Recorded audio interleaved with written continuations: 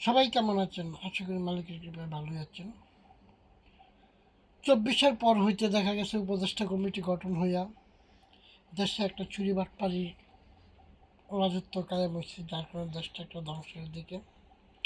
যাক, সেদিকে যাব না, কিন্তু সবচেয়ে বড় যে ব্যাপার, একবার একটি অন্যায়ের সমর্থন দিলে সেটা একটা বিশাল অন্যায় বৃক্ষ তৈরি হয়।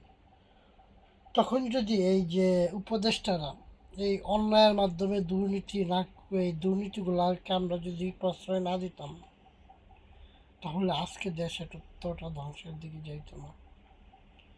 কারণ উপদেষ্টারা কিন্তু চুরি করছেন দেশের সচিবরার মাধ্যমে, মন্ত্রী আমলার মাধ্যমে। তো এখনো দেখা গেছে সেই চুরির ট্রেনিং পাইতে পাইতে এই দেশের মন্ত্রী পরিষদ এখন দেখতেছে বিএনপির আমল, বিএনপি নতুন করে সরকার গঠন হইতেছে। তো সবাই যেহেতু একটু একটু ভুঁড়ি বাড়াইছে, যারা বুড়ি বাড়ায় নাই তারা আর কী করতে হবে, তারা একটা নতুন কমিটি গঠন করলো, তারা এসি চালানো শেখার জন্য বিদেশ যাইব।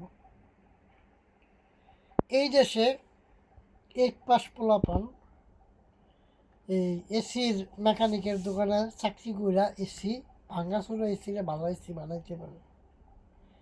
আর এই সমস্ত কারিগরে মাসে 20,000 25,000 টাকা বেতন পায়, যারা এই এসিগুলারে কি সার্ভিসিং করে। তো জাতির বিবেকের কাছে প্রশ্ন,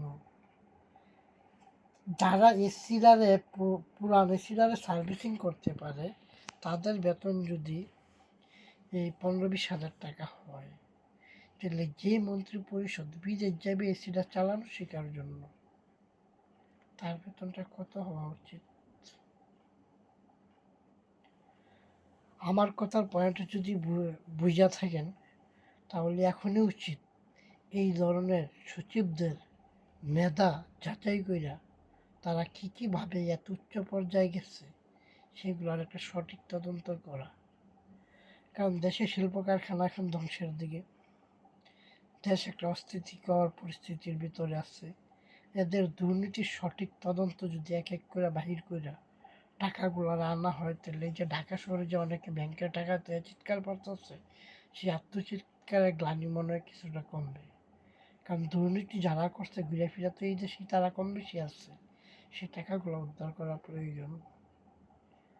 কারণ কতটুকু পর্যায়ে গেলে পরে মানুষ দুর্নীতিতে গেছি চালানো শেখার জন্য